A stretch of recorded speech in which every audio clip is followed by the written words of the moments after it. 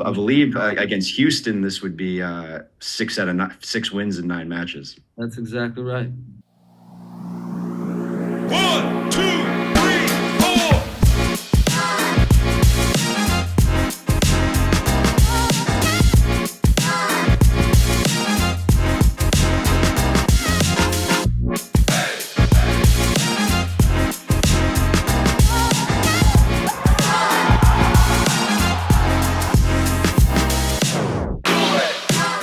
What is going on, everybody? Welcome in to the North End Podcast, episode 136. My name is Zach Graham, your host here in the North End, joined, as always, by my good buddy. He's on record as my best friend. His name is Ian Michaud, and we call him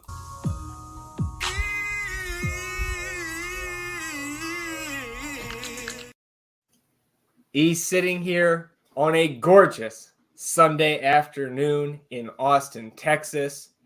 Texas remains verde. I know the answer, but I'll ask you as I always do. How you feeling, my friend? I am great, and that's exactly right. You know,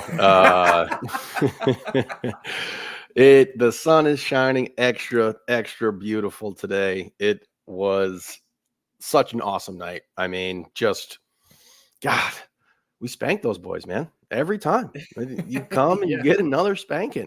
That's just how it goes. I don't know what else to tell these Houston fans, man. Like, you come around here, it's not a rivalry. Yeah, you're right, because you get spanked all the time. It's one-sided. Because we're up 6-3 on you. So, man, I can't wait to get into it. I know that the Verde faithful are all feeling fantastic tonight. Everyone blowing up the text message threads last night, having a good time, enjoying themselves. We enjoyed ourselves quite a bit. I'm just so proud of this team right now. And we talked about how fun rooting for this team has been. And it's something we'll definitely touch on and get into a little bit more here in the game. But I am fantastic. Can't wait to talk about this one. Yeah, this is going to be a fun one for sure. Anytime you can beat one of our Copa Tejas rivals, but especially in the fashion, the way that game played out last night, and of course, trying to fit last night's result into the bigger picture of this 2024 season. Definitely excited to get into all of that. And of course, remind our friends down there in Houston that it is still first, last, and most. And as of last night, double. Double most, double last. Indeed. So we will jump into the recap here in a few moments. We've also got an FCTO match to watch that we had on the screen immediately following that victory for the first team last night. We got some things to talk about with the best keeper in the world and little ticket giveaway. So we will talk about that along the way. But before we jump into this afternoon's episode here, just want to remind you, take 5 extra seconds if you haven't already. Rate, review, and subscribe to the podcast wherever you get your podcasts. And if you're watching on the YouTube channel, subscribe to the channel, hit the notification bell to know when a live stream pops up or a new episode goes live. And of course, on this episode, hit that thumbs up, like the video, help us battle those YouTube algorithm overlords, which you can also do by leaving a comment. And if you're in Austin next weekend, you probably want to do that here on this episode.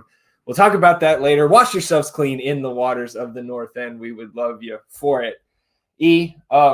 First surprise, because again, we had kind of the off week, Sunday match against St. Louis last week, Thursday pod a couple days back, which gave us the media availability. We discussed that on episode 135. One thing that was not disclosed, and it may have happened on Friday. Mm-hmm. The injury report comes out on Friday. No Leo Väisänen. So again, we expected him to be doubtful at best. Julio suspended, of course. But then Owen Wolff out with an ankle injury. So we'll talk about the lineup here in a moment. But how did you feel Friday evening with how good number 33 has been now out? What were your thoughts when you saw that come across? I was very concerned. I thought that he was definitely going to be a big key to this game in regard to, the defensive prowess that he adds to this team, that element that he adds on the wing, being able to track back, helping us in our transition defense. I was definitely worried. Then we get news that, Carlos Ferreira is available, Ache available. And I was like, shit, this is not tight, not looking great. But we stood strong. This team is very unified right now, very, very focused on the task at hand. And it sucks to be without Lobito there, but Finley filled in well. He didn't do anything spectacular, but he didn't kill us in any sense of the word. Yeah, we'll certainly talk about Finley and the other wingers on this night. So Finley was in that starting 11. That was the change there for Owen. And then, as expected, Matt Hedges in there for the suspended Julio Cascante. But another thing that Owen Wolf's, it's not just we've got to change the 11 up front now with those absences.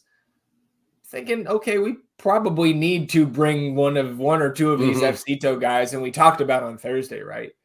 We didn't know if there was going to be a call-up. I think we leaned towards no call-ups from that back line, at least from Antonio Gomez. We didn't know about the Owen thing. Yeah. So then you go digging around, or I think just kind of browsing the Instagrams, the other socials on Saturday morning, and you see Jean Kolmanich had posted a picture of him boarding the bus to Houston with CJ Fodry behind him. And so that was, we talked to a few folks saying, yeah, I think this is, we're bringing CJ here. So it was good to see, for me, Saturday morning, thinking that CJ has earned the right from this coaching staff in their eyes, through his time early in the season with Austin FC2, through his time in first team trainings, which we know he is in the majority of the time as a first team contracted player. But then to see him on the bench alongside Cleveland, Valencia, Jimenez, Kolmanich, Rigoni, and Zardes. Again, I just think it's a good sign because we've seen Jimmy get called up in these scenarios early in the year. And now it's CJ. And again, that's the guy that is on the GA contract with the first team. That's what you want to see. And so congrats to him for being rewarded with the opportunity to travel here.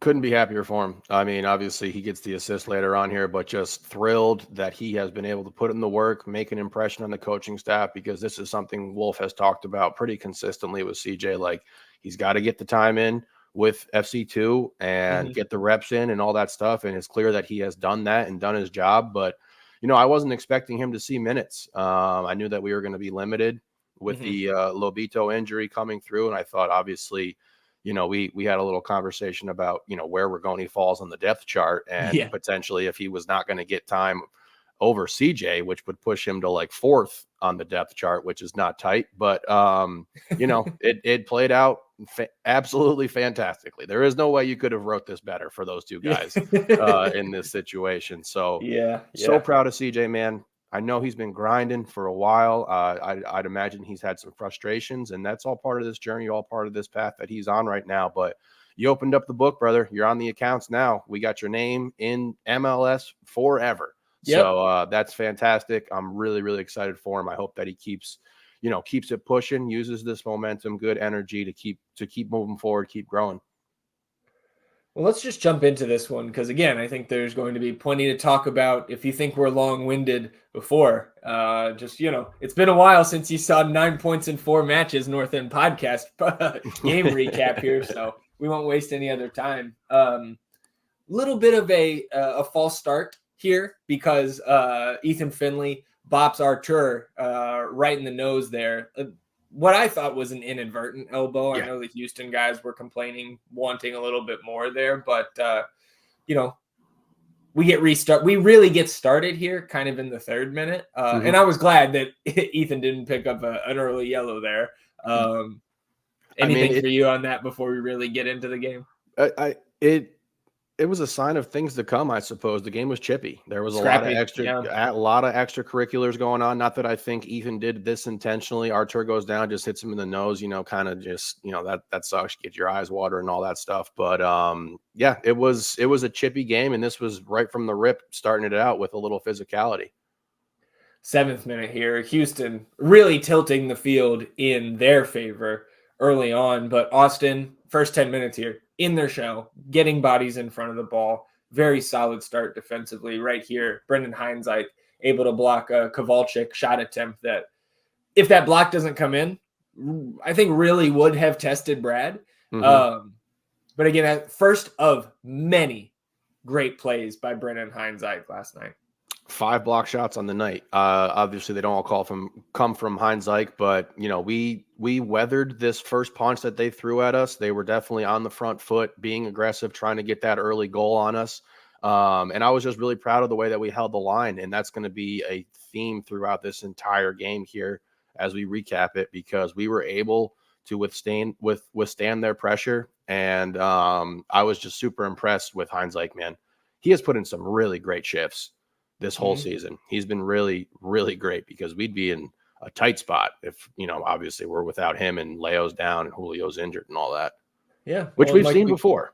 Yeah. Well, and to have a guy like Brendan Heinzike, and not to get lost in this, I think Heinzike stood out a little bit more last night, but Matt Hedges was as solid as they come on Saturday evening as well. And again, like we talked about a little bit on Thursday, we get this result here on Saturday. Now we're rolling back home where Julio's going to be back and potentially Leo available. I don't know if he gets any time there, still kind of recovering, getting back to full fitness. I imagine that's going to take some time, but to have 4 guys, because like Leo Leo has always been the starter when he's healthy since we signed him.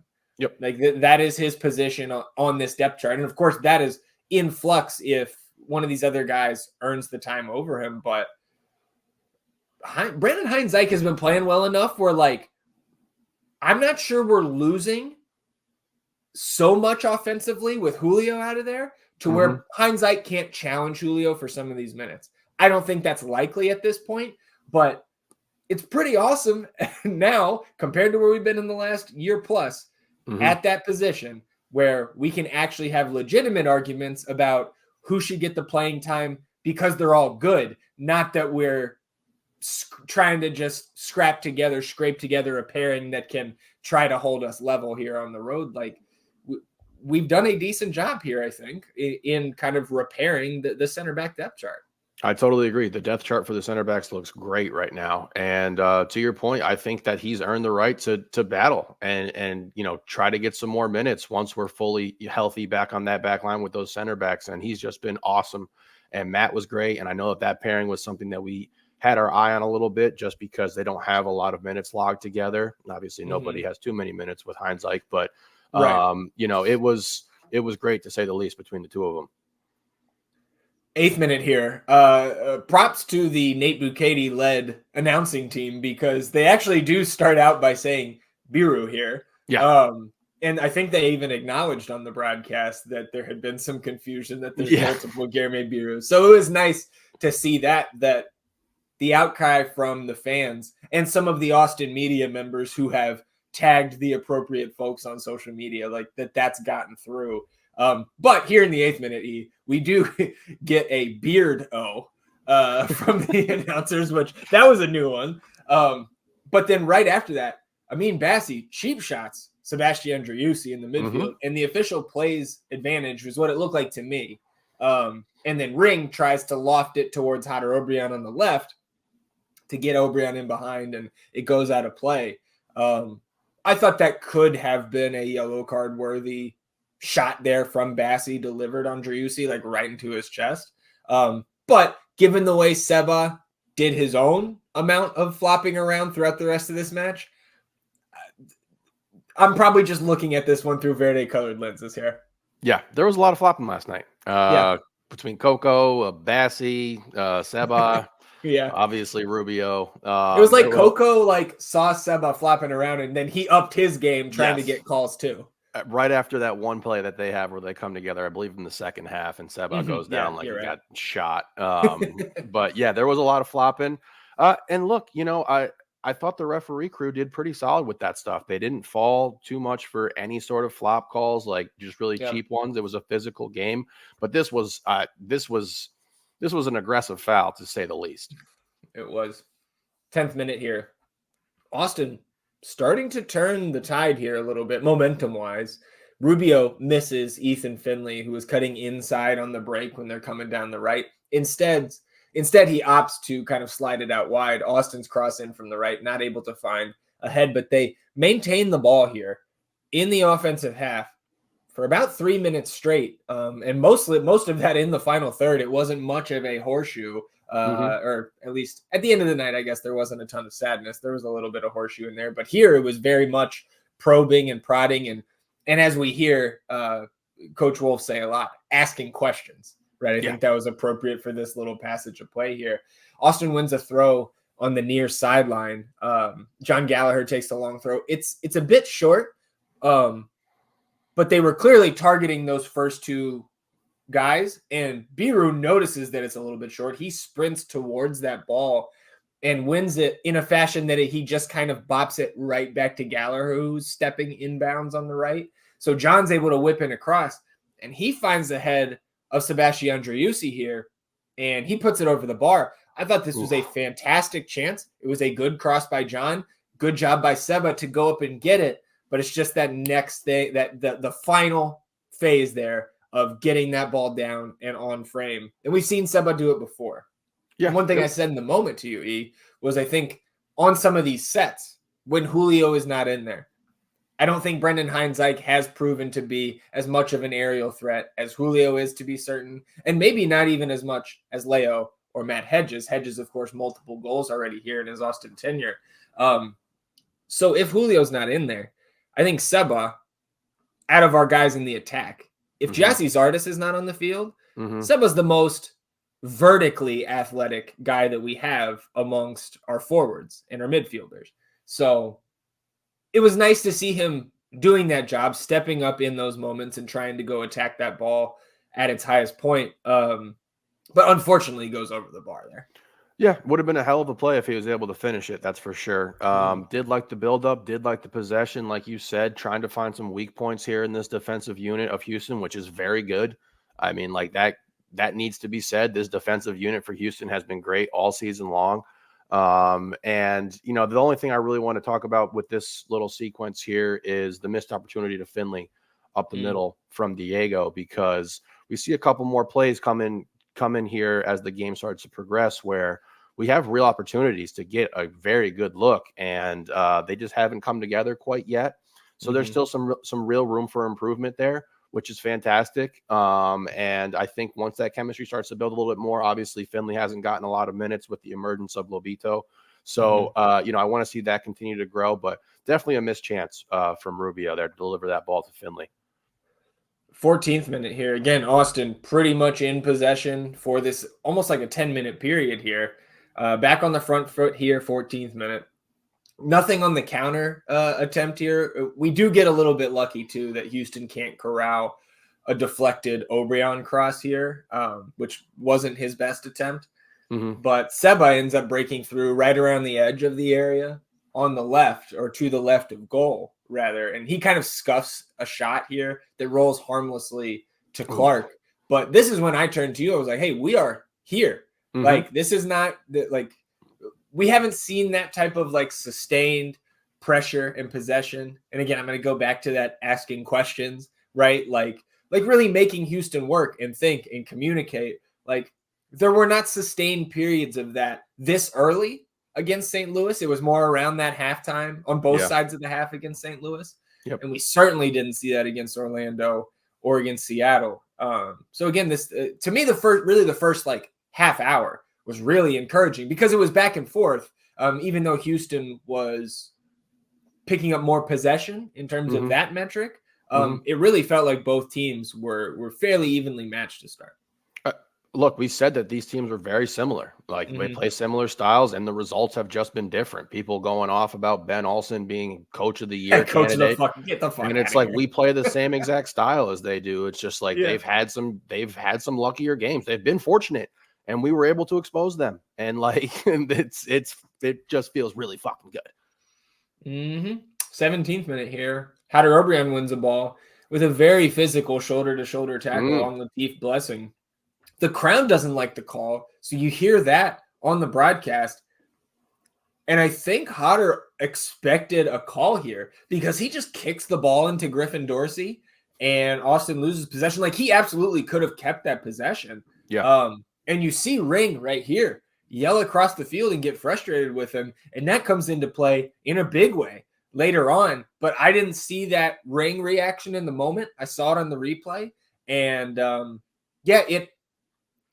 it really, like, this is kind of the first time we see Hodder like maybe take himself out of a play or not respond with the body language that makes you feel the best after some of his plays. So I just thought it was notable on the rewatch to see Alex already getting in his ass there, as he does later on. Yeah, those two looks like two strong personalities. You know, Hot Air is definitely coming on, like, and I like that. You know, it's 100%. Fine to have two guys who try to hold each other, you know, accountable for their play and everything like that. And this obviously boils over a little bit later on in this game with those two. They need to work on. I mean, I know Alex is probably a bit frustrated with where those balls are going when he's crossing it towards Hot Air, and Hot Air looks a little frustrated when those balls are coming from Alex. So there could be a little bit of tension there, but it seems like it's all within the construct of how we're trying to play this and wanting to execute properly, which I am a fan of. And I was a big fan of this physical play by Hot Air here. You know, small guy, just really laying the wood. And I appreciate that for sure. 22nd minute here. This is in my notes, so I promise I'm not just going right back to this. It said Houston asking more questions now. There we go. But the Austin backline continues to hold up. Nice outlet pass here by Driussi. Then almost like a dribble handoff action from Rubio right to Obrian, who was overlapping him on that far left sideline. And we get a 3-on-3 break here. Finley out in front of Obrian, Ring trailing the play. Obi plays one of, if not the best ball we've seen him play in this season. And Ring blasts it right at Steve Clark. And so upon further review here, I think the way Finley made his run, which was a good idea to try to drag a defender with him, and he does get close to that near post area where you would think Alex should be trying to place this ball. So I'll give Alex a little bit of credit that maybe that was what caused him to go left with this shot and go put it right into the keeper's belly here. Because ultimately, again, I'll give him a little credit, but I do think this should be a goal. And then after this, there's some extracurriculars between Clark and Obrian, and I don't know what the fuck either of those guys were doing in this scenario, but it was just silly and wasted a little bit of time. But what were your thoughts on that Alex Ring attempt? Because I know in the moment you and I were exasperated that he didn't put this one home. I mean, yeah, I think we reconciled and just said, well, at least he shot it, which has been an issue for him this season. You know, I expected it to be a goal. It wasn't, and you know, in the moment, it's easy to fucking look from the couch and say that this should have gone this way or everything like that. But to be able to be in that moment, he's in the right spot. It's a fantastic ball, but again, these are the things that have plagued this team this year in regard to, you know, the frustration in the third phase of this game, being able to put some balls behind the keeper. So just a tough one. And I don't know what he was thinking. I'm not going to try to, you know, ponder what was in his head in regard to how he was going to shoot that ball. Glad he shot it. Would have loved a goal. 28th minute here, you get a yellow card to Kowalczyk, who's called for a foul on Danny. Took the ball off Danny and was in one on Stuver. And luckily, like, watching it live, I thought it was a much closer call than when you see the replay up close. Definitely a foul. 100%. On Shove the him in the back. Yeah, but it was super nervy watching it play out live. And then so yeah, again, Kowalczyk was not happy with the call, and that's where the card comes in. The 37th minute here, Danny gets fouled again, and it's called. And then right after the whistle, this is actually in the first half. I thought when you said it was the second half earlier, I think I said, yeah, it was. Right after the whistle for the foul on Danny, Coco Caracia gives Driussi a little bit of contact, and Driussi flops really hard here, especially when you watch the replay. But it did draw a yellow card given to Coco Caracia, so good on you there, Seba. Yep. So we'll take it. Off that free kick, you've got Ring and Danny over it. Danny slides off, and Ring puts it into the mixer. Head just doesn't quite connect. It looks like it goes off Daniel Steris's head here, but that deflection falls to Rubio, and he kind of tries to like head it towards net. But man, I really think he had time to bring that down and score it. Yep. Composure again. Had plenty of time there. He definitely could have brought that ball down, and I would take my chances with him there every single game because the dude's a goal scorer. So Yeah. again, this is the stuff that we've been talking about, generating good looks here in a game that was, possession based for both teams, mostly the orange team, to get these looks and to have these opportunities. Eventually you think that we're going to be coming out on top with these at some point in time. Like eventually it's going to regress back to the mean where you get good looks with solid quality players and you're going to be able to finish these. So I was still very encouraged with the way that we were playing right now. 39th minute here. Austin turning right back around off the goal kick there. Gifted a turnover in the back. Danny charges forward here. It's a 5-on-4 break in favor of Austin FC. And Danny makes what I deemed in the moment, and I still think is probably the worst option of multiple passes he could have made here.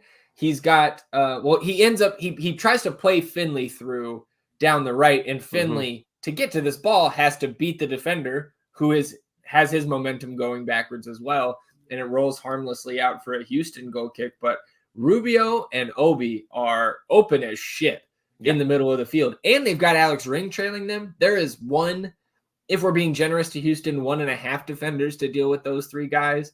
Not Danny's best moment in the attack there. Again, I think, we have to see him do better in those positions.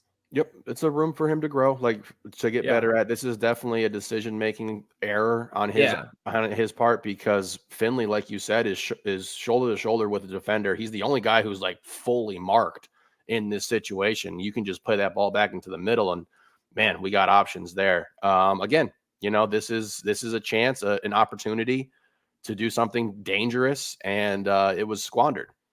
Yeah, and again, I think sometimes, especially in the moment when our fan emotions are running high, we can be unfair with the initial take there. But man, that was one of the things I wanted to see the most on replay this morning. And yeah, just below average, like you said, decision-making there. 44th minute, nearing the half.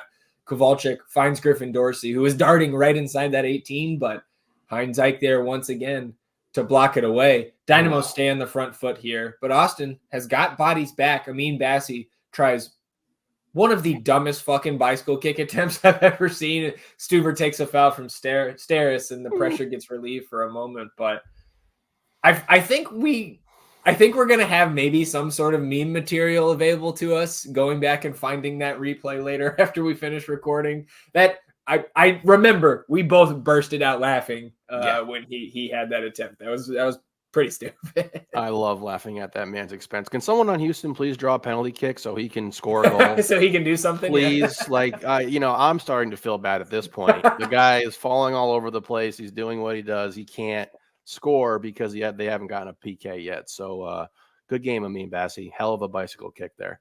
I call that a unicycle. Second minute of stoppage here. To this point, by far the most dangerous moment of the night. For Houston. Griffin Dorsey beats Danny near midfield, and then Houston gets fortunate again that Dorsey's pass gets deflected by Ring and ends up right back at the feet of the Dynamo. Sebastian Kowalczyk here sends in a cross from that right side that finds Aliu at the back post, and Galley had sucked in a little bit to help Matt Hedges there because there were bodies in the middle of the box, but not able to recover to Aliu. I think I would be interested to hear in their film session, the team, if Johnny was out of position by helping towards the middle, because he's not able to recover here. And Aliu does a pretty darn good job of volleying this out of the air and putting it on frame. But luckily for us, right at Stuver, and Stu makes a good save here. The rebound falls to Latif Blessing, 5 yards from net. And Brendan Heinzike makes another clutch block here, keeping us level going into the half. We do get an Artur yellow card for dissent right before the whistle, but nervy moments to close out the half. And look, Stuver continuing to do his job, and we'll continue to give him praise throughout here. But Brendan Heinzike, man, fucking fantastic. Awesome. Just a fantastic play, and he was there all night. He was ready for everything. I'm glad you finally got Aliu here in the notes here because he was a handful to deal with last night. Yeah. Johnny had his work cut out for him, and Aliu has taken a step in regard to his finishing ability and his ability to put these shots on target here. And this was a good strike by him. Great reactionary save by Stuver.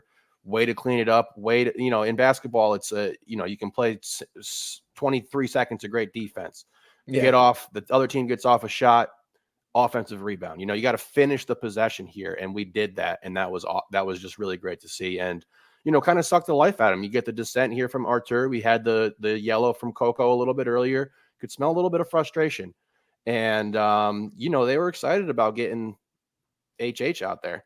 So, it almost looked like they were waiting on that to get their best player out there and everything. But they were getting a little frustrated, and we'll take that going into half. When you said 23 on the shot clock, I thought for sure we were going to get you bitching about a Nikola Jokic turnaround fadeaway 3 with 1 second left on the shot clock. I don't know. Foolish. So the Dynamo really, I think, control the first 10 to 15 minutes of the second half here.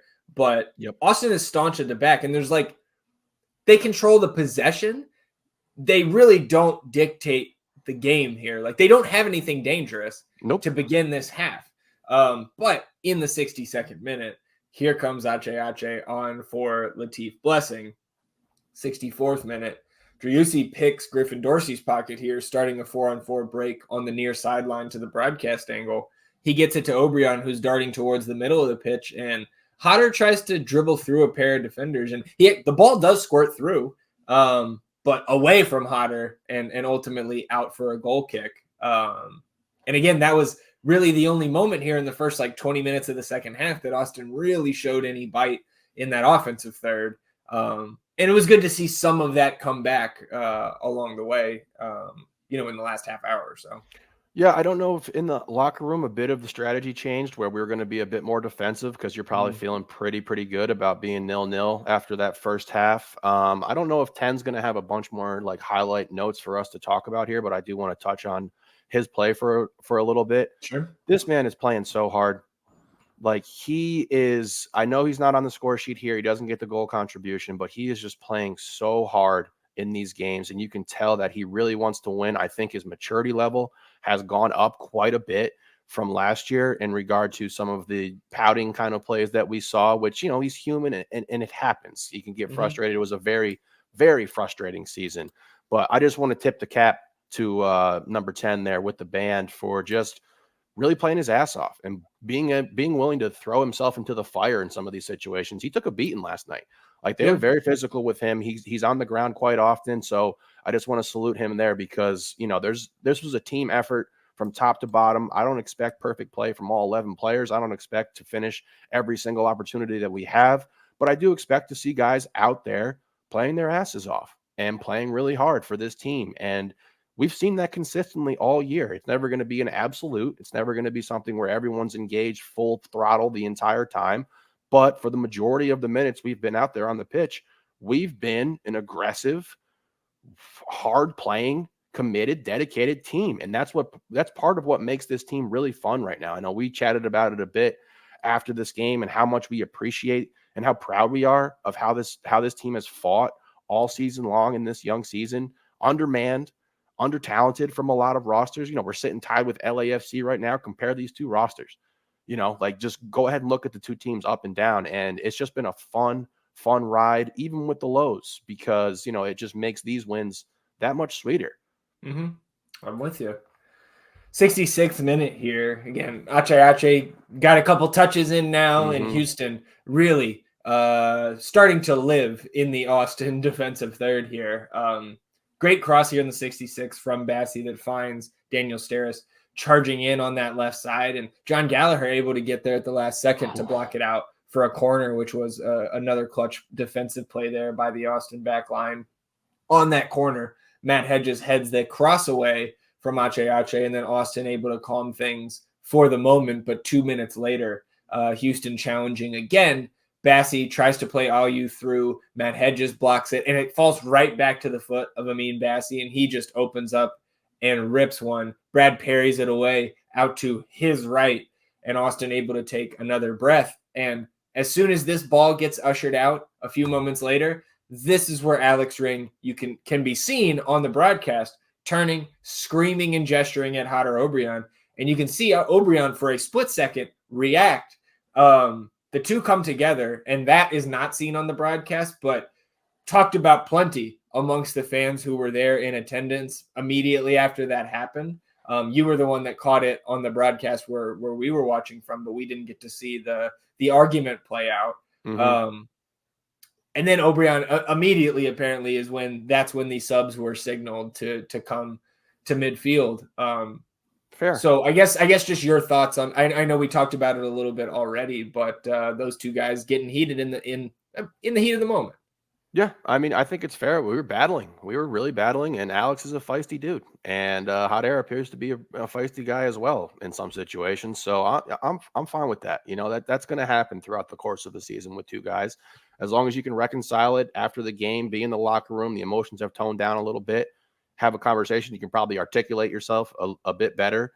So I'm fine with that, and fine with the sub. I don't think it was like a punishment kind of thing. We needed some fresh legs. I was calling for subs a bit earlier here because it looked like we had some real fatigue setting in because we were just having to sustain so much pressure from the Orange Club here. And every time Herrera has the ball, man, I'm just nervous. Like it's not, as we should be. It's not fun. Yeah. Well, so the subs don't come on right away. The next play here, 69th minute, Finley down, grabbing at his hamstring here. Appeared to be fine afterwards, but yeah, I thought, and I don't know if that had anything to do with the second sub being called or not. Again, we couldn't see the sideline there, but 15 seconds to get up, so he gets up, jogs back, and then 70th minute here, Houston progresses the ball again into that Austin defensive third. Ache plays a nice little give and go down the left to open space for a shot, and luckily it's right at Bradley Scott Stuver. And Austin cleans up the rebound here. Brad blocks it, but spills it back into the area. Austin able to clear it out. And then 71st minute, we get CJ Fodre and Emiliano Rigoni in for Hodder Obrian and Ethan Finley. On the Houston side, you've got Sebas Ferreira in for Sebastian Kowalczyk. And the announcer saying, quote, "Now you've got basically the number one choice team out there for Houston." Yeah, thumbs up to that. Good How'd job, that work boys. out for you? You got out subbed by Emiliano Rigoni and CJ Fodre, baby. Dude coming from he was at Atletico Madrid, right? I think so, yeah. I believe so, yeah. Wow. Yeah, man. That's something. 72nd minute here. Al Yu gets a look from about 10 yards, blasts it right into Stuver's chest. He cradles it. But again, ever since Herrera came on, changed.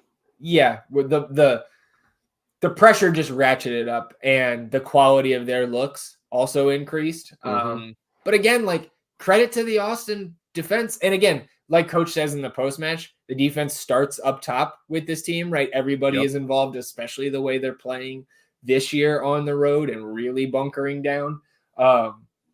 So they were up for it, man. It was great to see. It was awesome. And we talked about it on Thursday, the way that they get creative in their midfield. And then obviously you bring on arguably the best box-to-box midfielder in the game right now with Ache, and it changes all kinds of dynamics. Coco gets to be released a little bit. He gets to explore a little bit more, which is always a bit more threatening. So they were definitely on the front foot, but just full credit to our guys and full credit to being able to just withstand this barrage. And it was like, you know, again, you're seeing the looks that they're getting. You're seeing the looks that are being blocked and what is actually testing Stuver. And, you know, Stuver 100% solid, had some great saves, but this by no means was just like a Stuver masterclass bailing out the defensive unit. This was a cohesive effort between all of those guys. And it was a beautiful thing to see. Guilherme over there definitely making my heart race every now and then, getting the blood pressure up, because he's a bit loose with that ball. I know he's got some skill. I know he's got some talent on that, but every now and then his decision-making is a bit questionable. So, you know, with that aside, I think everyone on the defensive unit put in a great shift. And that goes to the midfield as well, who were consistently tracking back. You have Diego up there at the point, kind of trying to dictate which side this ball is going to go to. And then we kind of hit our trigger points on the defense where it's like, okay, now there's pressure coming here. Seba, again, getting in the action on every level of the game. And that's just a great thing to see from your best player. I agree. 74th minute here. Austin finally, for the first time in about 10 minutes, able to get some numbers forward. And then as soon as they settle in here somewhat into the offensive third, Biru decides he's going to pull up from 3 and he sends it over the bar. Like, I will say, this shot is far from the worst that we have seen in the history of this club. And given the goals that he has scored already, I don't hate this decision. I do think we can get much better in this situation. Along with, even if you don't get a shot attempt, taking another 60 to 90 seconds off the clock, us possessing the ball, and just kind of getting a little bit of break, trying to break that Houston momentum. Yeah. And I think it just kind of, in my eyes at the time, it just bailed out Houston and their defense here a little bit from having to work for the first time, again, in about 10 minutes. He was tired. And like you said, I think that this is a bit of a cop out, but I'm still okay with him taking that shot. Like I'm really fine with that. Because we've seen him score like these types of really fantastic goals. He's clearly got a very strong left foot that he can put some dangerous shots into play. So I was all right with it. It was a bit of a pull up 3 there, but we're all right. 75th minute here. Zardes is in for Rubio. And I know Rubio was a guy you had your eye on about 10, 15 minutes into this second half, looking like he was a little bit gassed out there. 77th minute, Ferreira gets a yellow card for pulling down Heinzike, who absolutely burned this man, splits 2 defenders up top there and breaks a line and just gets dragged down by his jersey. Again, Brendan Heinzike, like, I don't know how close he's getting to Diego Rubio in terms of my favorite new additions that we made in the winter, but he's getting damn close. Yeah, really making a name for himself, really making an impression. 83rd minute, Tate Schmidt comes in for Griffin Dorsey on the Dynamo side of things. And then in the 84th, I did not see this or make a note of it mentally when we were watching the game live, but on the rewatch here, 84th minute, off the goal kick that comes after the sub, CJ wins a flick on header, but nobody is there to run onto it. It was nearly identical to what we see here in a few minutes. But to me, that was further like reassurance that it wasn't just this one-off play that CJ got his head to and Emmy runs on. We'll get there in a second.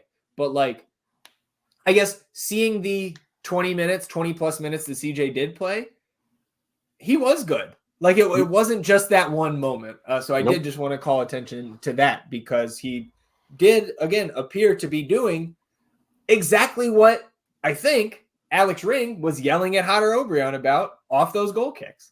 I agree. I think, even if he hadn't gotten the assist here later coming up, that he played very well, very solid. Again, that defensive kind of tracking back as well. He was physical with guys, and he's looking solid in the air, man. He's a much larger target than Hodder, obviously. And I'm not going to pile on 7, not going to. Because obviously he totally redeems himself here coming up. But when we talk about effort and enthusiasm and being involved, being participatory in the game, this man did not look ready to play. Did not look like he wanted to be out there. And it was a stark contrast between him and CJ on the opposite sides of our formation here. So, I'm glad that he was able to get that goal because otherwise I would have been pretty upset. Yeah, and still kind of am because that's still kind of am because like that is like you can't just wipe everything away from that goal. Like obviously it's great, it's fantastic. You asked me a couple episodes ago, what do we need to see in order for him to get minutes? Because I don't give a shit what he's doing in practice. He has not done anything out there, and this is something you can build on. And I'm super happy for him. Let's talk about it. Yeah, I mean it's right here. We do get Johan in for Danny, and at that point, liked it. I love it because we're 5 minutes from stoppage. Like it's 0-0. We are behind in the expected goal metrics for sure. We are behind in shots and shots on target and all that, and certainly possession.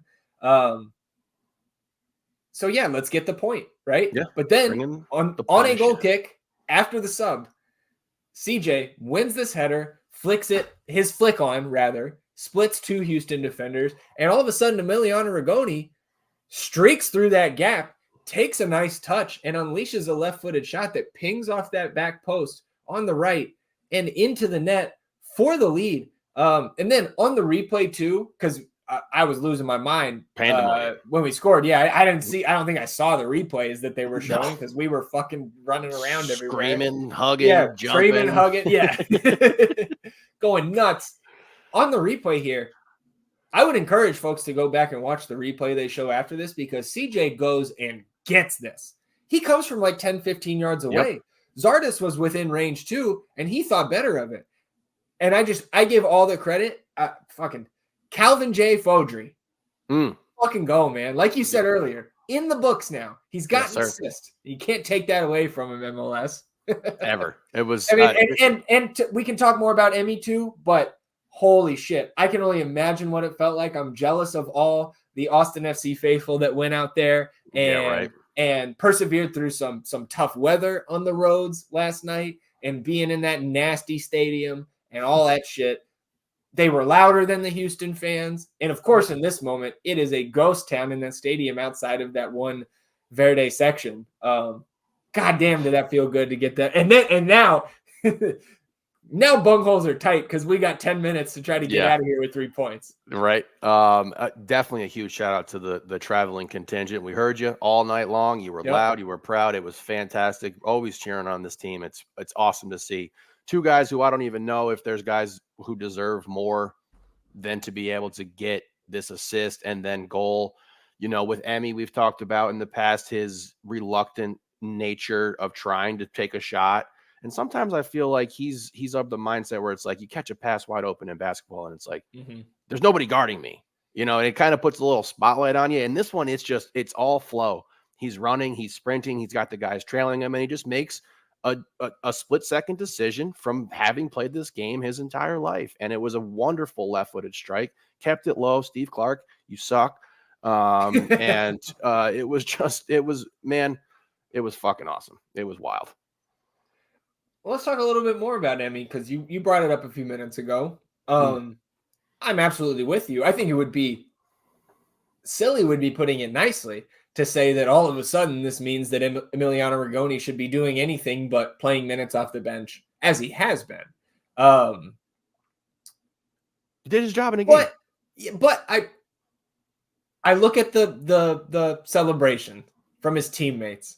Yep. I mean, and his celebration, he didn't go crazy. He didn't do his signature, hold his hands out. Again, we've seen that, 4 times total in his Austin career, but it looked like a guy who maybe thinks he didn't deserve to have this massive celebration. I don't know. That's just me editorializing here. But the way that the teammates reacted to me was like there was so much joy and like it looked like relief in the group. Not just that we just got this late goal and maybe we're going to hold on to win here and smash and grab on the road.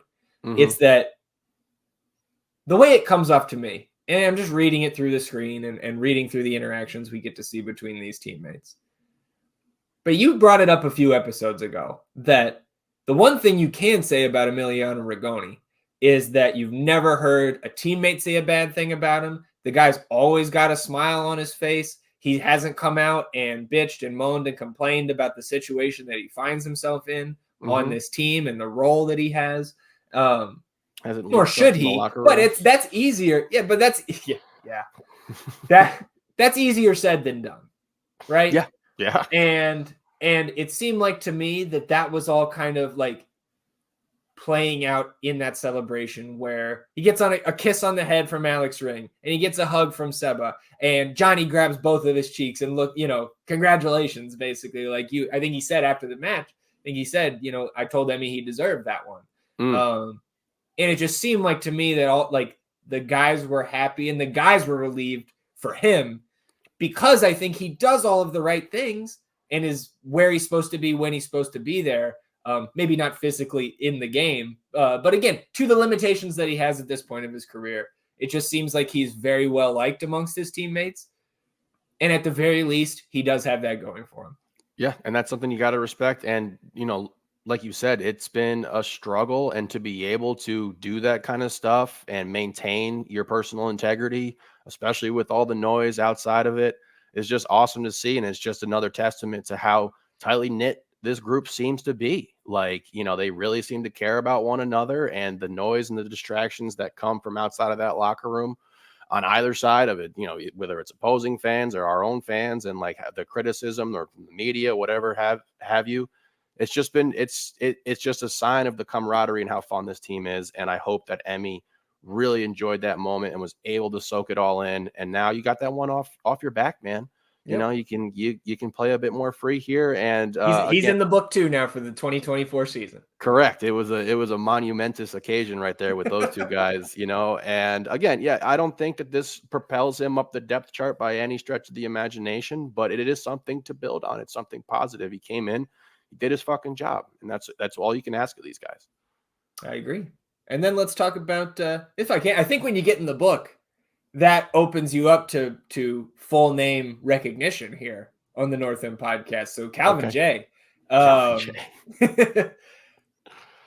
Just again, awesome for him too, because kind of the two ends of the extremes, right? The DP player and everything that's gone around him. And then the first round pick, Generation Adidas signing, start and stop to both of his first two seasons due to injury, wins the next pro championship, and a little bit of hype, momentum building around CJ coming into the year. Then he gets the knock in the preseason, setback, begins the year with Fcito once again, frustrations all around.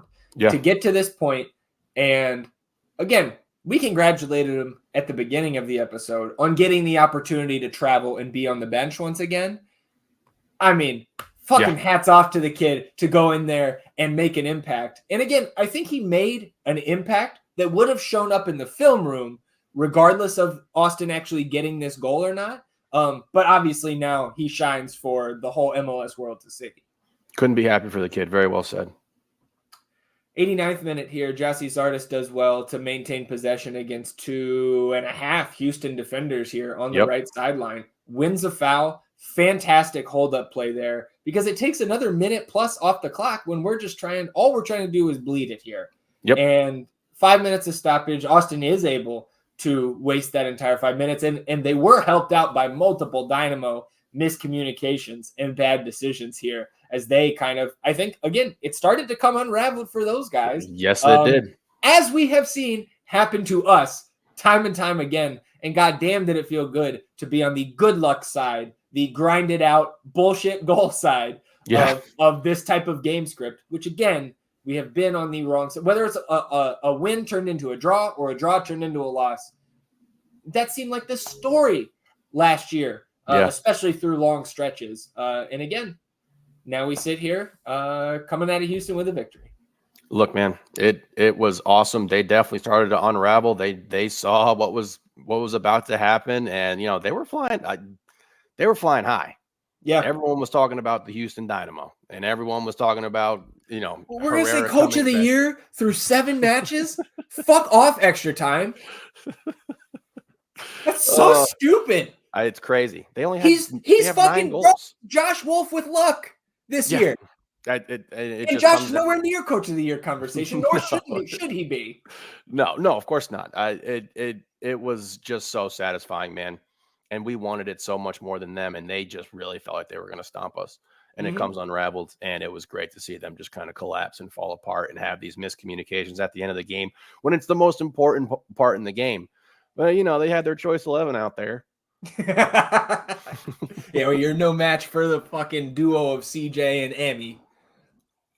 67% possession for Houston. And again, one thing I didn't put in the notes, but I know we noted last night before the goal, they flashed that most passes completed graphic, which last Sunday was the horseshoe of sadness for Austin. It was the opposite last night. And again, that sign kind of pointed towards, again, Austin doing their job and being able to maybe get something on the counter. And they ultimately did. 17 shots to 7 in favor of Houston, 6-4 on target, again in favor of the Dynamo. Houston had 3 big chances. They missed all 3. Austin had 2, and they missed 1.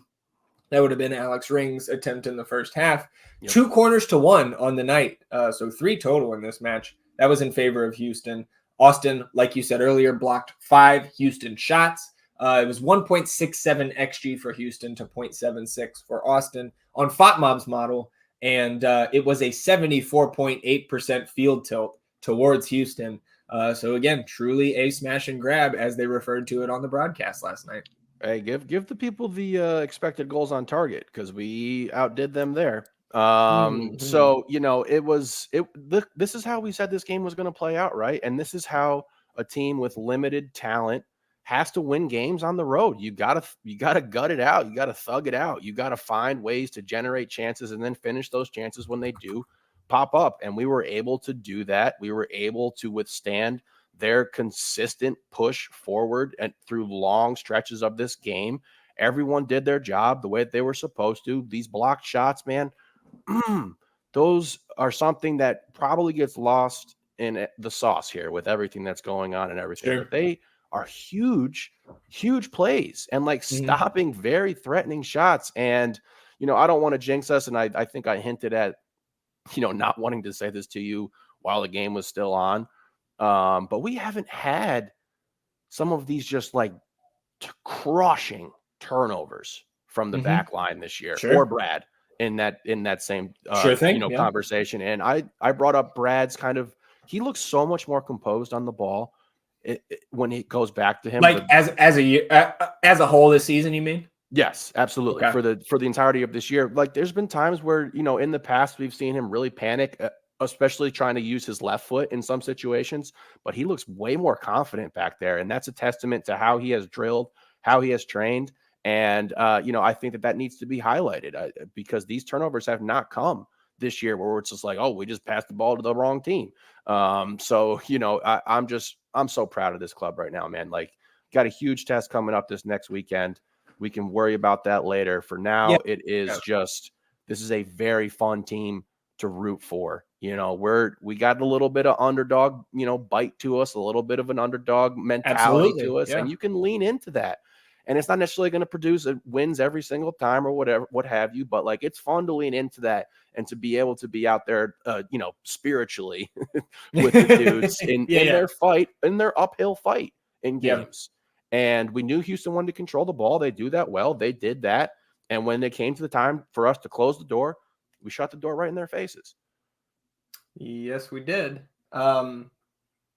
Before we get to some of the post-game comments here, and I do want to continue talking about our takeaways, because obviously we'll preview the LA Galaxy match on Wednesday's episode. So we don't have to get too far ahead of ourselves, but do want to talk about, you know, where we stand at the table, all that. We'll get to that in a moment. Before we talk about some of the comments made in the post-game presser, of course, when you win on the roadie, and the last time we did was 287 days prior to last night's win, you get that locker room picture, right? And there is one thing I want to highlight here, and I know some, depending on the fan, your mind can go many different places when you see this picture of all these fine gentlemen. But let me draw your attention to the 2 men kneeling down / sitting in the front row.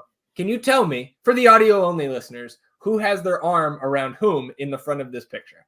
That's Cap and Ring right there with Mr. Hot Air O'Brien. Indeed. And I think, like you mentioned earlier, like, again, some of that intensity on the pitch between teammates can be good, especially when it's between 2 guys like that who can immediately understand that they're both pushing towards the same goal and they can move past something like that happened out in front of everybody. To be, you know, again, I just don't, that is not a mistake that those 2 guys did that. And I think especially Alex Ring, because, you know, you still refer to him as captain, even though he doesn't have the armband any longer. And again, this is captain behavior, what happened on the field and right here in the locker room.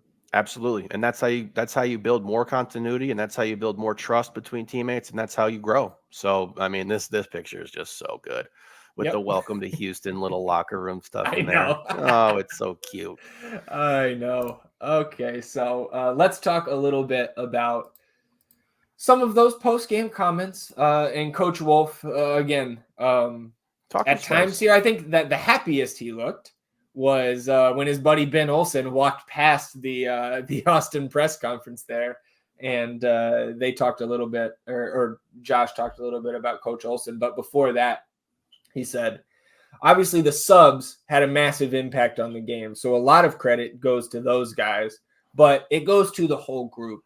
They worked extremely hard throughout the match. Houston is a very difficult opponent. And then he went on to say, I think they've had one loss out of their last 13 games at home. It's a challenging place to go and play. Especially, we can joke about how cavernous it is in there and it's empty and it's quiet and this and that. But historically, right, in the recent past, Houston has been one of the best teams at home in the league, one of the best teams in the league, period. Yeah. Going back to the beginning of last year. And the extreme heat that you get there in the summer obviously wasn't in effect last night, but still, it's tough to win on the road anywhere in this league, and the guys got it done. Yeah, I mean, a great game plan. Like I said, this is how we're going to have to win games on the road, and we were able to do it. And it's so much more sweet when it's versus those guys. Then he went, basically just took out the the automatic machine gun of praise and just blasted it around the locker room here. He said, our wingers worked their butt off in the first shift. And when Ethan and Obi came off, I thought Emmy and CJ did a great job. Both sides of the ball, it's really, really important to understand that. When the opportunity fell for Emmy, I think his first touch was fantastic, and he finished extremely well. Maddie and Brendan did a heck of a job. I think Biru and Johnny, they're out on islands a little bit against this group. Houston builds in a 3-2-2-3. They have a lot of diagonal balls. They ask big questions. I thought those guys handled that really well. The defense works hard. It starts with Seba and Diego and Giassi, and they are the first line there. When we we certainly changed our structure when they brought on Herrera. He was giving us trouble with some of his internal passing, but once we changed that, it helped nullify a little bit of the problems that they were causing centrally. And again, and I guess I want to say this about in-game adjustments, about the substitution patterns and all that. I'm not going to give, or I don't feel like it's appropriate to give Josh Wolf credit in this situation more than I do for almost any of the other matches we've had this season, because I don't think he did anything special here. Nope. He stuck to the game plan. We have very limited options substitution-wise as it is, but those adjustments and those subs and the way we've been playing, and I guess I could say I won't give him more credit than I have been this season as a whole for the entire match last night, because they're doing the same things they have been doing. They're continuing to iterate and practice and work and try to shape this team for, again, what they have at their disposal right now, which is an incomplete team, raw numbers-wise for this roster. And again, we talked about on Thursday, and we've talked about on multiple episodes throughout this season. We have been on the end of some bad luck. And now over the last month or so, we've been on the end of some good luck in these matches where the margins are razor thin. And this is what it looks like when it starts tilting towards you. And again, you have to prepare and you have to be ready and well drilled for when the opportunities come. And again, I think we are seeing this team improve.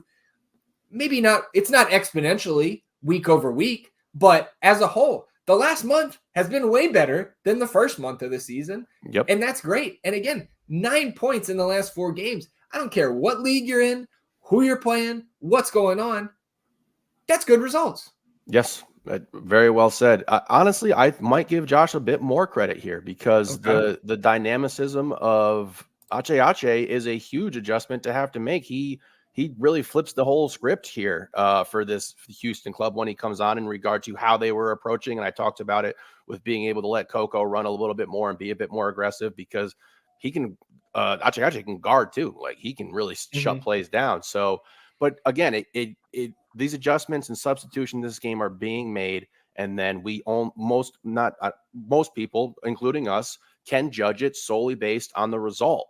And that's not necessarily directly tied to everything that goes on in the intricacies of making changes to your lineup, how you're going to guard people, whatever, what have you. So it's great to come out on that side where we get the dub, we get the 3 points, we have some substitutions, some changes that we can look at and be like, here we go. But yes, I'm right there with you in regard to how this needs to be approached, because sometimes you make the right calls and they don't work out, and that's just how it goes. So I thought we were ready. I thought we were prepared. I thought that the game plan was the right game plan to have versus this team. It was executed. Everyone at all phases of the game were fantastic. So I'll spray that what did you call it, the compliment machine gun? Yes, I don't know what I said. It was the praise not my guns. not my best work, but yeah, man. Ooh, it feels good. he also talked a little bit more about CJ. I think it was Moises who asked the question and he got Josh to really expand there. And he said about CJ, I think with any young player, it's about performance. So for him, it's coming in better condition, as he did this year. I mentioned that he came in shape, much better from a physical standpoint this preseason. He had a little bit of an injury. He's 19 years old. He needs to play games. He needs to see minutes. The time he spends with Brett, Coach Utley, there at ATX2 is extremely influential. That is the progression to get guys ready for the first team. He has to show the responsibility in the defending and the attacking, and I think we saw that tonight. And so progress is being made because, one, he's training with us on a regular basis, and two, he's getting the games with ATX2, and Brett does a tremendous job linking the ideas and certainly our game model between the first team and the second team, so that when guys move into our space, they're at least being brought into a space that they're set up for success. It's up to the players to be able to perform. If you're 19 or 20, it doesn't matter. If and when you get there, if that opportunity comes, take it. And for CJ, I think we're all happy. He's done a good job with ATX2. Thus, he got his opportunity here, and I think he should feel good about the performance, but he needs to stay hungry. This is just a step. He's got to continue to perform. And I wholeheartedly agree. I thought that was, a great, I don't know. It was a little bit of like actual coach speak. And like, I know coach speak is typically like you're just giving the canned answers and stuff, but like that was actually like an actual assessment from Coach Wolf about one of our young up and coming players. And again, I like to hear it, especially the fact that he is putting in those qualifiers as like, yeah, it's great. Like, and CJ deserves his praise, this and that to get everything he's done to get to this point. But it's just the beginning. And you gotta put that in the rear view. Maybe we'll give him till, I don't know, Tuesday at practice or something. Right. But then we're on to the Galaxy. Whatever the next step is, the next step could be going back down on Friday and playing against Ventura County. And that doesn't mean you're not still on the right path to continuing to get a bigger role. Again, he could not play for FCTO the rest of the year. I think that's a non-zero chance because he could just take off from here. But yeah, that's anything else for you on CJ? Again, it's just so exciting to see him finally, just have his moment, right? So awesome. So happy for him. And that's just a great way to articulate that this is not a linear process and you have to go through all kinds of different things. And Coach said it perfectly. And I think that that's great praise while also maintaining that he's got to stay hungry. He's got to know that this is going to be up and down and he's going to have to keep working. So I'm just so thrilled for him. Enjoy your weekend, CJ, or, day. I don't know if they get the day off on Monday or not, but enjoy yourself, brother. Yeah. You deserve it. I'm sure it's a recovery day on Monday, I would assume, or at least a light, probably non-contact. Anyways, two other things. There was one, and I know you heard it as the intro to this episode, and you referenced it right off the top, but little interaction with Eric Goodman there, and Eric teed this up perfectly, I think, asking Coach Wolf about, what goes into these games. Is there just like a little bit more juice, a little bit more focus or emotion, or like what is it that makes you so successful in the Dynamo or in the Texas matches? And he asked, what is the record, Eric? And so Eric said, I think it's 6 wins in 9 matches. And Coach just responds, that's exactly right. It was a great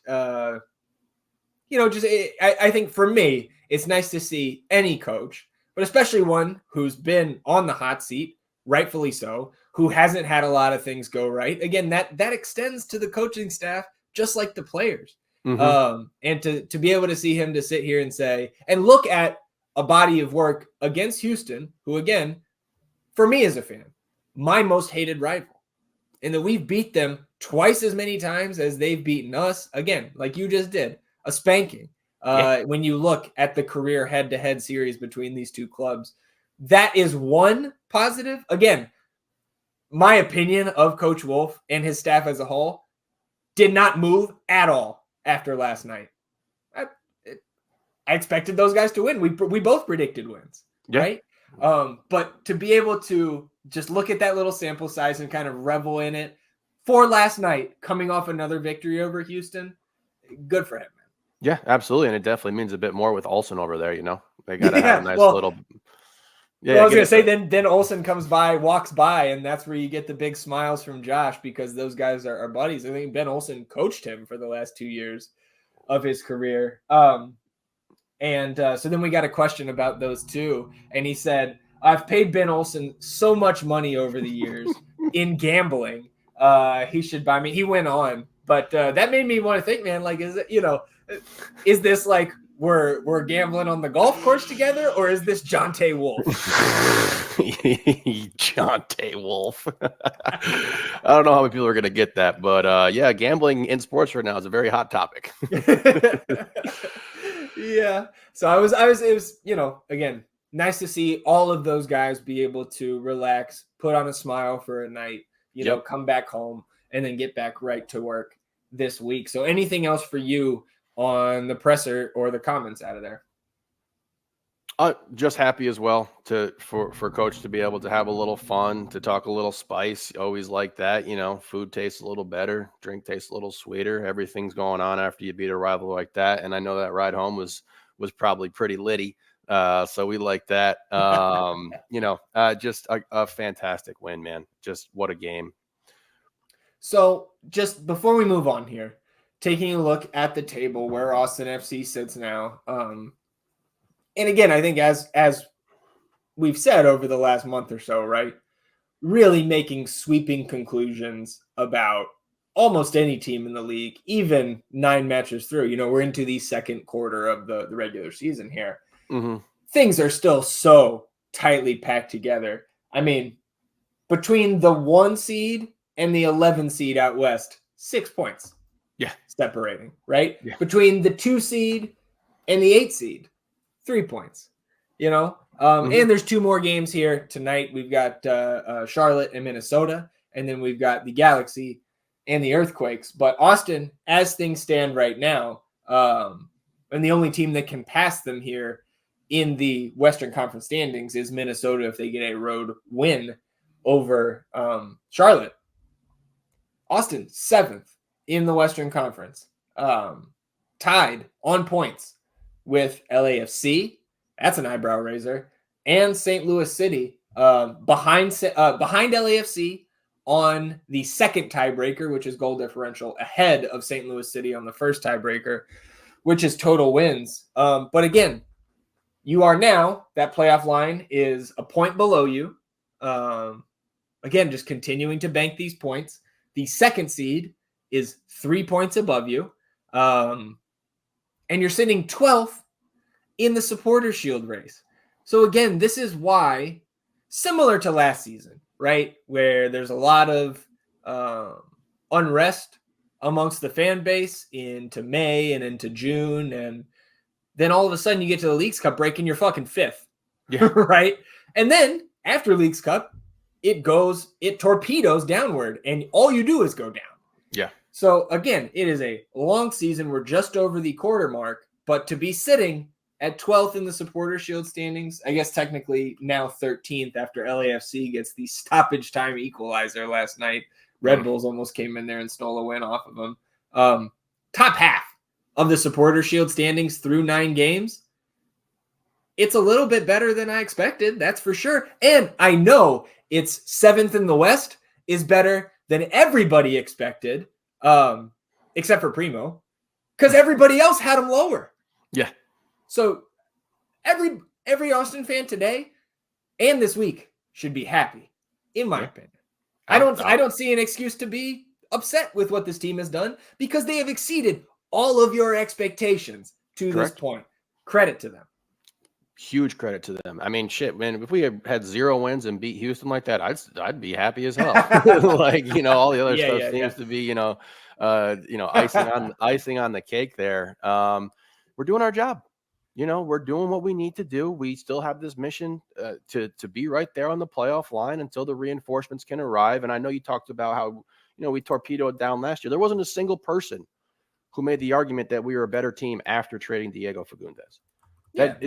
There was not a single person who made that argument. So like now you're starting to see the flexibility that's going to be coming available from that move with a group of guys, a core of guys who understand how we want to play, like it or not.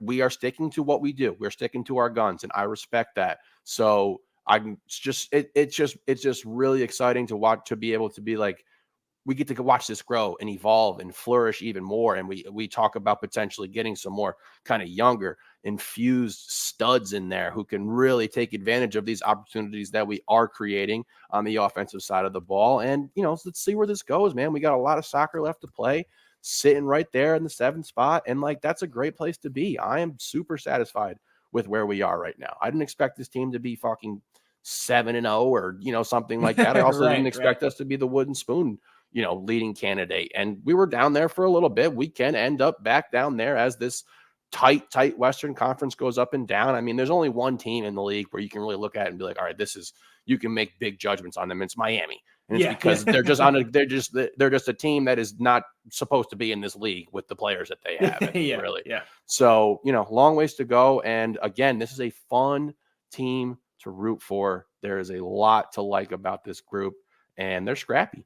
And we got some personality now. Yeah, we got personality. We got character now with Diego Guilherme.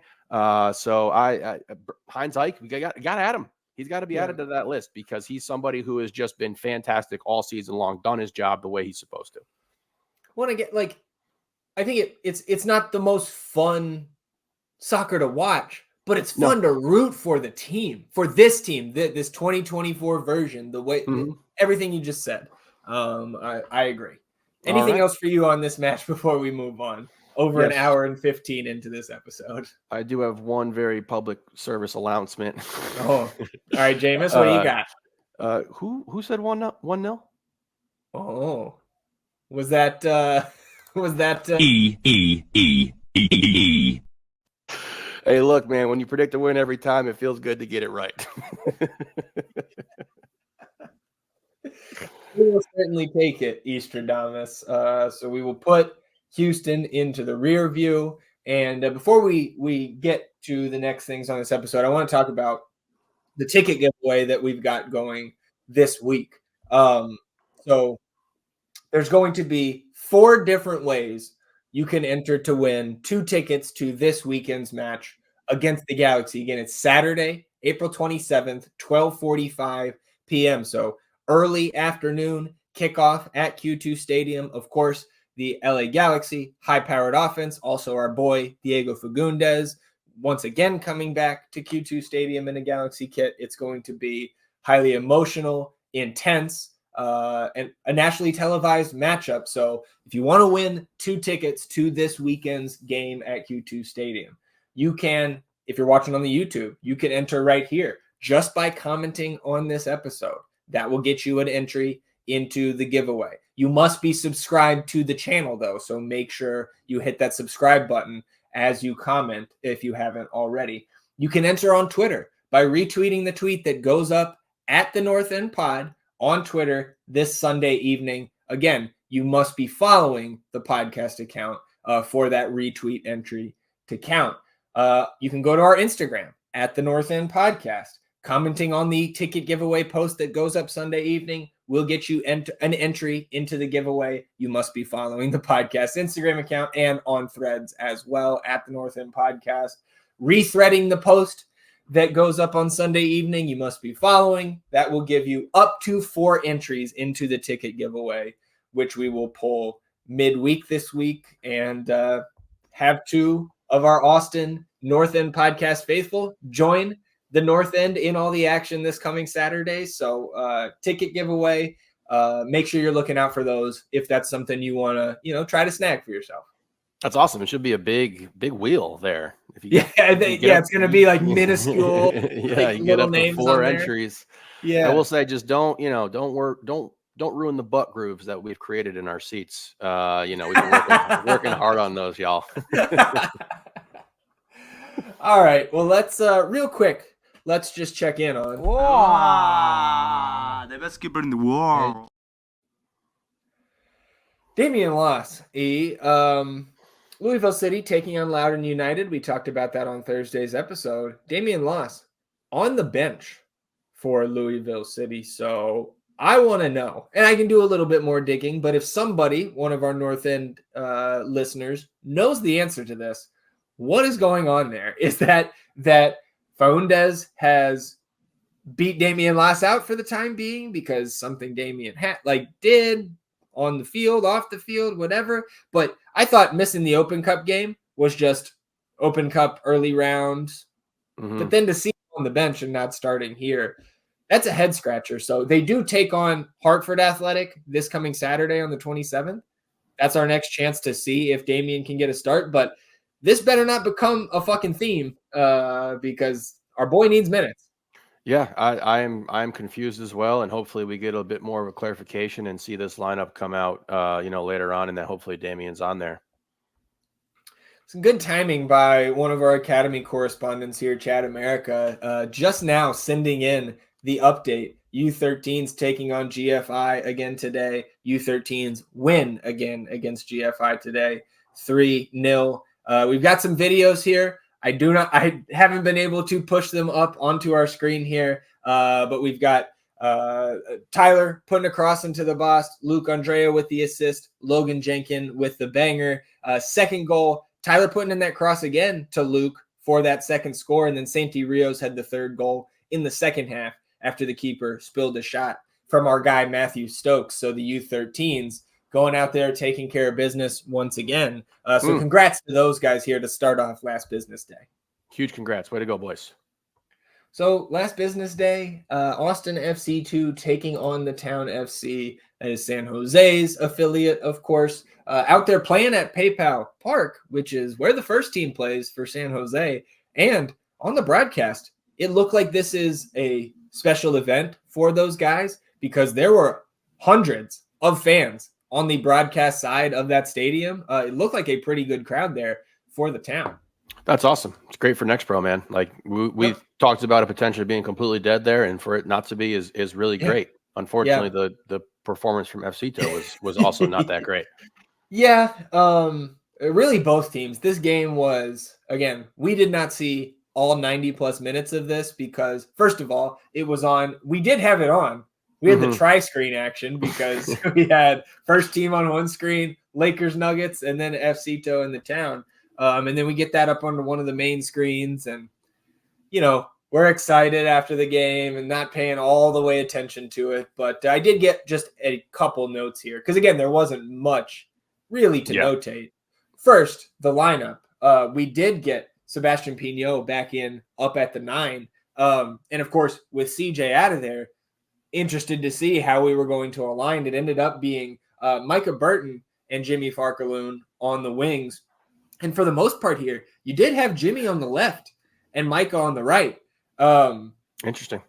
Yeah, and again, I think that is where Jimmy prefers to be. A lot of his college tape was him cutting in off that left side, but obviously CJ gets precedent there in that pairing. And then you had really kind of Bobo playing that 10 role where you usually see Micah in the middle or Val before him, Alonso Ramirez, Irvin Torres. And then we saw Ruben Bonachera start on the left for Anthony Deanda. And again, looked a little bit better fitness-wise this week to me for sure. But man, yeah, and you get Gomez and Sal paired back there. Bench of Ariano, Cervantes, Deanda, Steve Louis-Jean back in there, which was good to see, John Santillan and Luke Spadafora. Did you have any thoughts on the lineup that I didn't kind of cover there? No, I think that's what we expected, right? We kind of called Pignot getting the 9 and then pushing Mike out wide, pairing him with Jimmy. I've said it about this team pretty much every single game. We just don't have an identity right now. We don't know who we are. Yeah, I don't know if I'd go that far, because I do think, like, watching these games, and again, I'd estimate we got in about 50 of those 90 minutes last night actually watching this one. Yep. You see the structure. We know what they're trying to do. So I guess to your point, I guess what I would say is they just are not anywhere close to what I think they desire the final form to be of how they're trying to execute this stuff. I'm not going to say that we're not going to have it for the entire season, but I think more just from a personnel standpoint in regard to who is our leader out there, who is the guy that we're looking to, because you used to be able to turn to Captain Joe Hafferty and be like, yep, okay, that's the guy who's leading us into battle here, and it just doesn't seem like that void has been filled quite yet. Yeah, we lost some big, huge contributors. Like it's to be expected. So they're feeling this thing out, and I'm going to be patient with this team and continue to root for them 100%. I just think that we're struggling to find who we are in regard to the players that are out there on the pitch. Yeah. Just a couple notes here. In the 8th minute, a little giveaway here by Shaik Touré, and the Town should have had the opening goal here. Cruz Medina essentially has an open net. I think there might be some positioning issues with Allstrip on this play, maybe getting caught out a little bit wide, but Austin's certainly lucky to escape there. And then on the next possession, I believe in the 9th minute, Jimmy kind of dekes inside. Ruben was overlapping him on that left, and Jimmy has a go, but it gets blocked away by that San Jose keeper. And then again, like, there's just not a ton of action here. Like, jumping ahead to 23rd minute, Austin wins a free kick on the right side, probably 10 yards or so outside the 18. And Touré puts it in there, and his ball actually finds Micah's head. And then the San Jose keeper, who Begansky, I think was his name. He was pretty good the few times that he was called into action, because there's only 14 total shots in this game. 6 of those 14 for Austin, but 3-1 on target in favor of Austin. So again, there's just not a ton to talk about here. Really, like 83rd minute, Austin kind of building up into the offensive third, and Micah gets a little bit of a look from the right side of net here and sends it just wide. We end up going 0-0 to pens here, and it wasn't our best showing once we got to the PKs. No, it definitely was not. Yeah, I was just like, I really wanted John Santillan to score there. Just because of the problems he's had with the finishing, but getting way too cute there. And I know, like, it's easy to say that when it doesn't work, but the fact that he tried the Panenka, the keeper dove, got up, and was able to just paw this away with one hand. Yeah. It just wasn't executed very well, put us on the back foot for the rest of the shootout. But I will say, watching that shootout, I'm encouraged by Marcus Allstrip, because he didn't keep one out, but he guessed twice, maybe 3 times correctly, and got a hand to at least one of those shots. So again, I thought he was pretty good on the night again, even though probably in some of those moments, there's going to be some teachable moments on film for this team as a whole this week. And that's what there should be, because it's MLS Next Pro. Absolutely. I mean, you take that first attempt and you do that, and it doesn't work out, and now you've really put the pressure on Allstrup here. And to his credit, he does guess a few the right way. It's just some really good strikes too. And sometimes you got to give credit to the offense, because I thought their PKs were actually very solid in what they put behind him. So a tough one. You get 1 point from that, they get 2, right? So it's a point on the road, and not great, but got to keep building, keep growing here. Yeah, I mean, we've still got at least one game in hand on all but one team in the Western Conference, 2 games in hand on at least half the conference. They're sitting on 4 points through our 4 matches played. That's only good for 12th out of 14 teams. But again, you're sitting here 5 points out of 5th. Still a long ways to go here for FC, though. Plenty of time. They're back in action this Friday at the Pitch, 8 p.m. kickoff scheduled against Ventura County, which is that LA Galaxy 2 rebrand. And so we've got a LA Galaxy filled weekend here with the next pro sides going off on Friday, and then the first team early afternoon on Saturday. Anything else for you before we get out of here on episode 136? No, sir. We talked quite a bit. Hope everyone enjoys the start to their week, is getting ready for some fun matchups coming up here. I know I'll be stoked and ready to roll, and I imagine this team will be too, because I have full confidence in our preparation and how these guys are going to play because of how they have shown themselves to play this entire season thus far. Yep. Outside of some moments. Yeah. Everybody's got moments. I agree. I can't wait for this match next Saturday. Again, just on the front foot now, coming back home, getting 3 points from these 2 road matches. I would have loved 6. I would have loved 4. 3 is perfectly acceptable, especially getting it against Houston in the fashion that we did with who scored it.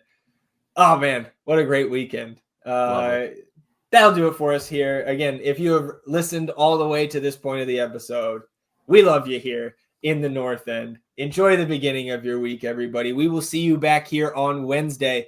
Don't forget to join that ticket giveaway if you want to throw your hat in the ring for some free tickets this weekend.